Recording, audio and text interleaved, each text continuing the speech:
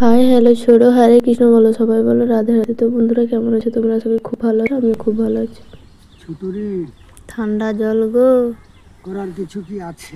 না, কি হয়েছে জানো? কালকে রাত্রে বাবা একটা জাল নিয়ে এসেছে, নতুন জাল, মোরলা মাছ ধরার জন্য। তো আজ ভোর ভোর বাবা আমাকে বললো তাড়াতাড়ি ঘুম থেকে উঠ, আমরা পুকুরে সেই নতুন জালটা দিয়ে মাছ ধরবো, চল। তারপর বাবা পুকুরে গিয়ে জাল ফেললো। ভাজা খাবি তো লেলে। দেখি না, খাবো না, অত কোচ্চা উঠি খাবো না, ঠিক আছে।